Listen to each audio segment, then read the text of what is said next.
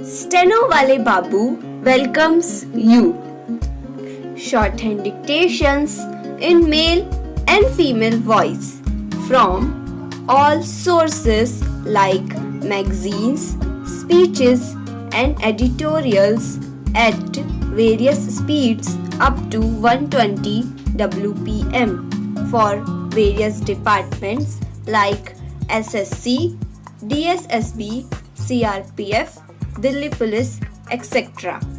Please like, share and subscribe the channel. Thank you. Exercise number 24. Mr. Vice Chairman, I rise to speak with a deep sense of anguish and a deep sense of helplessness. What can you say about the atrocities against women in a country like ours? Even yesterday, we saw scenes in both the houses. All over the country, people are up in arms when there is a suggestion, when there is an amendment to suspend Article 21 of the Constitution of India. All over the country, people are up in arms, people are objecting, people are talking from rooftops about the precious right to life and the precious right to liberty. And yet, in the same country, when you take a woman and burn her, you will be defended in the name of religion.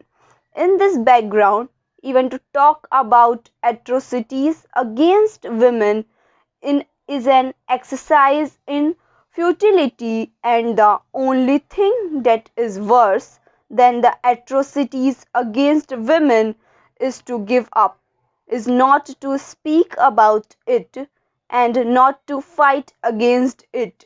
And sir, this is the only reason why I am here today, at least to show that as far as women are concerned, however helpless we may be, however hopeless we may be, and however much the people may refuse to look at the problems, we will still fight till the last, till the end, to protect our own rights, because we know for sure that nobody else is going to protect our rights.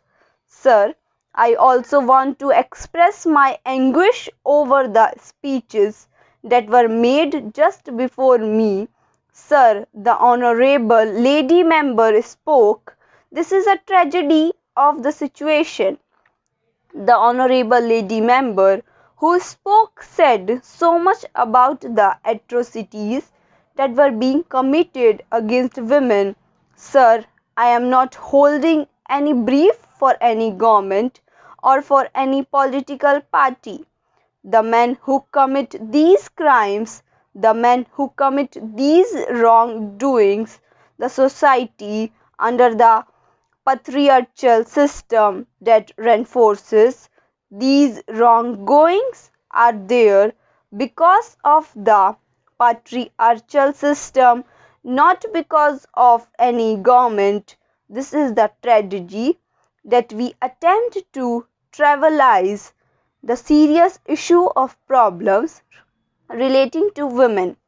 The Honorable Lady Member referred to Mr. Rajiv Gandhi's government. I want to ask her whether under any other government no atrocities against women took place. I am a woman first, and I will defend to my last breath the rights of women. One more thing I would like to say about what she has said before I go on to the main speech which I want to make on this subject.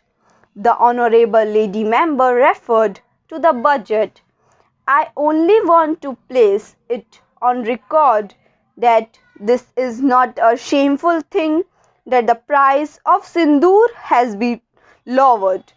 It may be that she agrees with it, it may be that she does not agree with it. Many women do use it or do not use it. But merely because the price of sindoor has been reduced, you cannot say that it is an insult of women.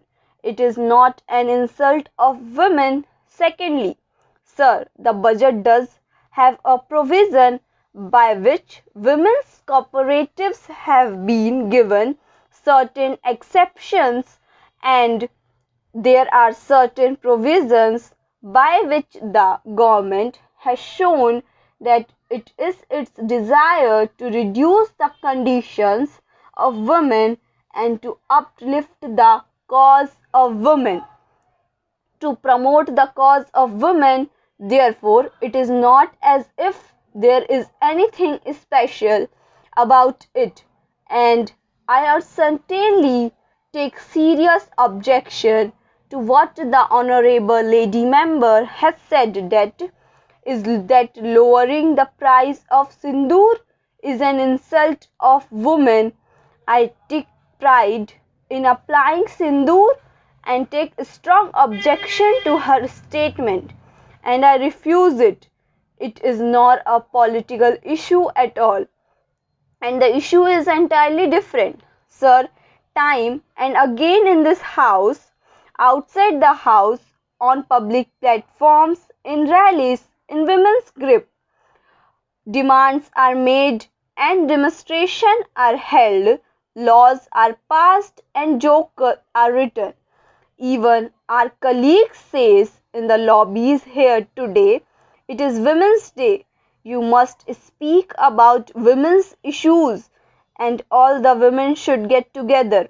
But the tragedy is that nothing has been done and the situation remains just the same, and there is absolutely no relief of any kind to the lot of women. Sir, the first point that I wish to make very specifically is that we have so much of legislation, and in fact there is an abundance and overabundance of legislation, but all this legislation is only on paper. I say this because as long as there is no implementation, as long as there is no effective implementation of this legislation, as long as you do not bridge the gap between the government and the people, between the legislature and the people, all this legislation is not worthy the paper that it is written upon. I want to quote only a very simple example. These laws are followed more in their breach than in their observance. Thank you.